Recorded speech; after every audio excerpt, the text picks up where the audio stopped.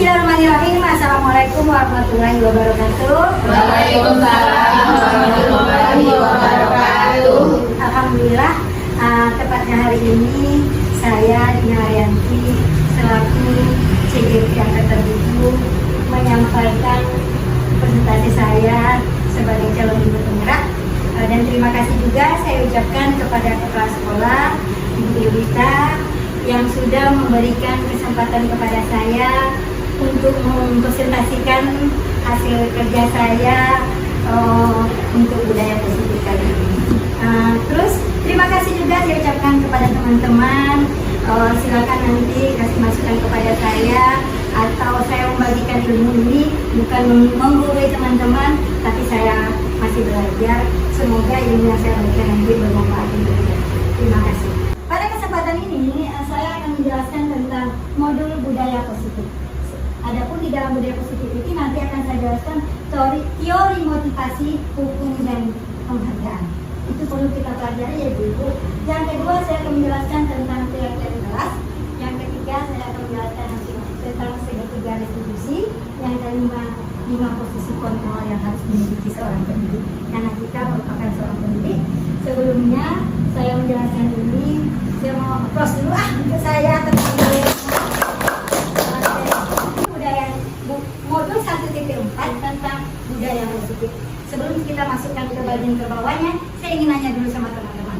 Kita kan sama-sama dulu nih, pasti punya pendapat masing-masing tentang apa itu budaya positif. Silakan kita berpendapat, kita saling berbagi. Kita sama-sama dulu pasti mengerti itu. Silakan rekan-rekan. Saya coba kasih masukan Ibu Dina mengenai budaya positif. Menurut definisi saya, budaya positif adalah suatu penerapan yang baik yang dilakukan oleh sekolah ataupun rumah sehingga berdampak positif kepada anak tersebut. Terima kasih Bu Dina. Ya, terima kasih. Apa dulu? Terima kasih untuk masukan Ibu Kepala Sekolah kami, Ibu Yulita. Ibu Dina banyak ilmu belajar dari kita. Terima kasih. Nanti Ibu Dina akan memaparkan kembali tentang budaya positif. Atau rekan-rekan yang lain silakan. Mungkin satu orang lagi. Silakan Ibu-ibu. Baik, terima kasih Bu Dina. Hanya sedikit menambahkan, lebih dan kurang saya mohon maaf. Begini, kalau di dirinya saya budaya positif itu, kalau kita pendidik ini bisa jadi budaya positif tersebut bisa terjadi misalnya budaya yang turun-menurun, bisa dari keluarga ataupun dari luar. Jadi dari yang keluarga itu budayanya bisa kita terapkan kalau memang baik. Jadi kalau memang bisa dia kita laksanakan ataupun kita ikuti. Tetapi kalau dari budaya luar, kita kan otomatis lingkungan kita juga akan menerima budaya dari luar. Kalau memang ada dampak positifnya untuk kita, apalagi sekolah, kita akan ikuti. Tetapi kalau tidak, ya berarti kita menjurus kembali dengan kebijakan di sekolah. Itu aja. Terima kasih Ibu Eva. Semua masukan Ibu luar biasa. Karena kita memang luar biasa. Terima kasih untuk masukan teman-teman pada hari ini tentang budaya positif. Oke, tadi sudah saya lemparkan pertanyaan apa itu budaya positif dan bagaimana menerapkannya di lingkungan sekolah. Jawaban dari Ibu Kepala Sekolah, teman saya Eva Yolita, sungguh luar biasa. Tapi definisinya sebenarnya adalah budaya positif adalah suatu pembiasaan yang bernilai positif, di dalamnya mengandung sejumlah kegiatan yang mampu menumbuhkan karakter murid.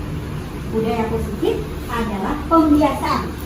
Kalau kita guru TK, kita sudah memperlakukan budaya positif itu mungkin setiap hari ya Bunda.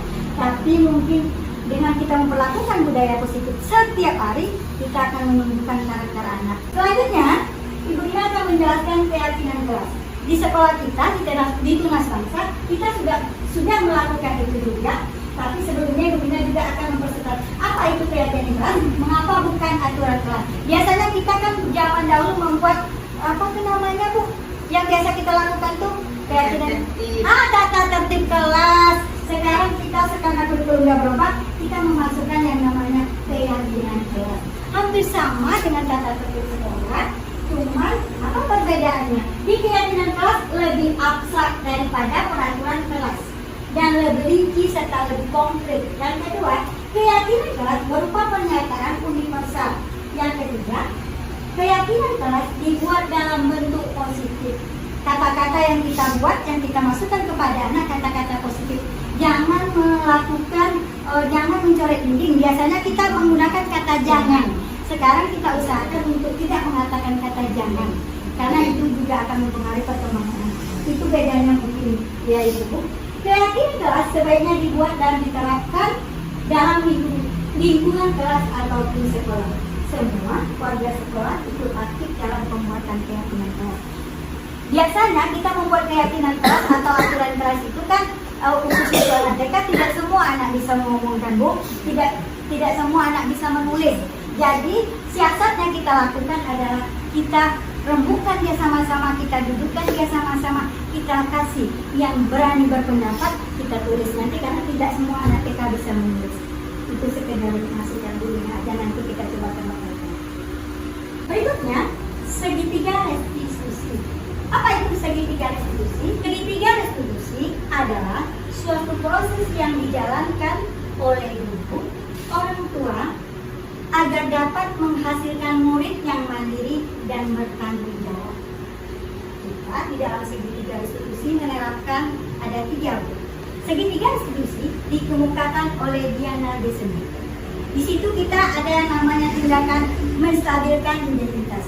Di tahap pertama ini kita menstabilkan identitas. Maksudnya di sini guru memperlakukan anak jika anak mempunyai kesalahan atau sesuatu yang tidak cocok dengan aturan sekolah, kesepakatan kelas tadi, kita bisa menyelesaikan ini dengan cara setiap orang kita berperilaku kepada anak dengan mengatakan, jika anak membuat kesalahan, dia mengatakan setiap orang pasti melakukan kesalahan.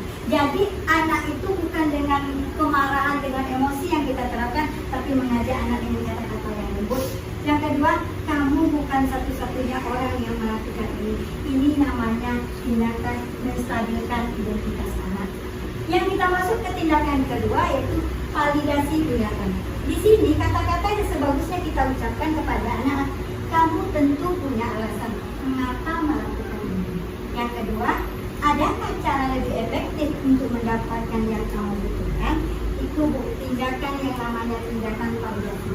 Yang ketiga, menanyakan keyakinan. Di sini guru memperlakukan anak seperti ini. Kamu ingin menjadi orang seperti apa? Keyakinan kelas mana yang telah kita sepakati? Umpamanya, di situ anak melakukan pelanggaran sekolah, jadi kita bisa menerapkan ini kepada anak dengan segitiga restitusi.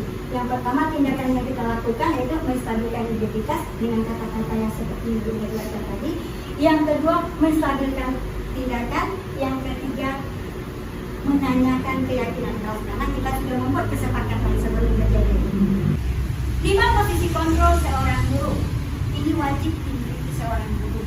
1. Posisi penghukum. Seperti apa yang dikatakan seorang guru posisi penghukum? Kita guru TK mungkin asal tidak tepat, tidak mungkin melakukan ini. Yang kedua, posisi membuat orang merasa bersalah. Di sini yang ketiga, posisi teman. Kita memperlakukan anak itu seolah-olah menjadi teman dengan kata-kata yang kita ucapkan seperti ini dan tindakan kita. Yang keempat, posisi pemantau. Yang kelima, posisi manajer. Yang dibutuhkan seorang pendidik maupun seorang kepala sekolah, yang paling tepat posisi yang kita terapkan kepada anak adalah posisi manajer. Di mana pada posisi ini yang paling bagus diterapkan memang posisi ini, karena di situ kita anak tidak merasa terhukum, anak tidak merasa bersalah, tetapi dia merasa kita menjadi tempat dia menyelesaikan masalah, tempat dia bertanggung jawab dengan tindakan yang dilakukan. Demikianlah presentasi saya hari ini, teman-teman. Terima kasih untuk waktunya, terima kasih untuk Ibu Kepala Sekolah yang sudah memberi kesempatan kepada saya selaku CGT. Jujur Bu, saya masih banyak belajar Bu, tapi teman-teman luar biasa. Semoga ilmu yang sedikit ini bisa kita terapkan di sekolah kita. Terima kasih. Wassalamualaikum warahmatullahi wabarakatuh. Assalamualaikum warahmatullahi wabarakatuh. Waalaikumsalam warahmatullahi wabarakatuh. Selamat pagi B1. Selamat pagi Bu Guru. Apa kabar hari ini? Baik.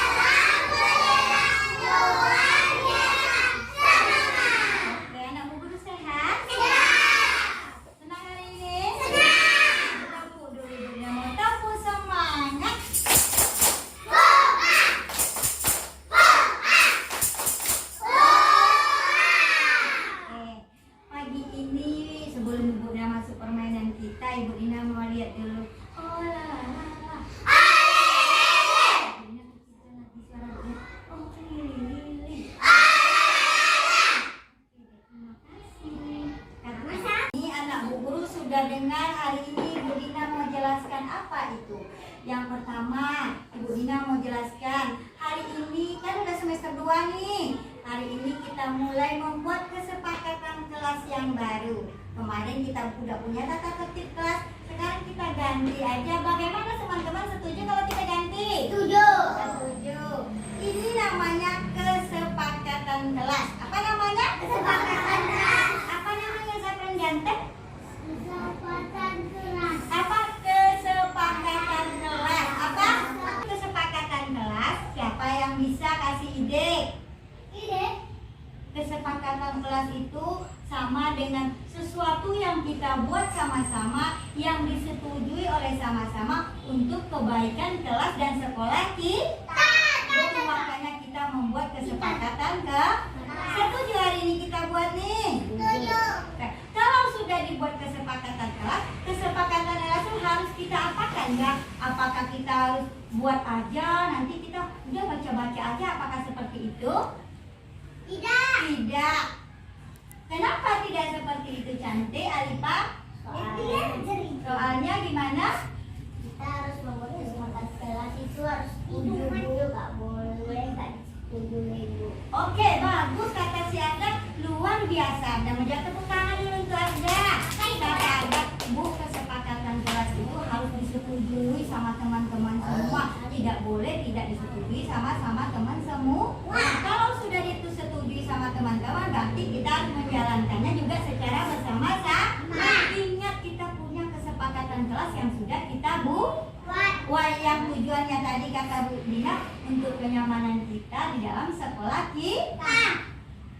Siapa yang setuju memberi Bu Dina, nanti kita coba membuat kesepakatan kelasnya dengan ini. Kalau anak Bu Guru setuju dengan ide-ide temannya, nanti anak Bu Guru boleh deh yang nomor berapanya kita buat dulu ya. Setuju tidak teman-teman? Sebelumnya, ya tunggu dulu. Sebelumnya Ibu Dina mau kita dulu. Kalau kau suka